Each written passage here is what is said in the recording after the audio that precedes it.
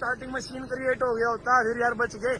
मेरे को पता लग गया कि वेट ने मैंने एक साथ में रेस मंदी कर दी और ब्रेक पार लगा लिया कि भाई रिक्स नहीं लेना।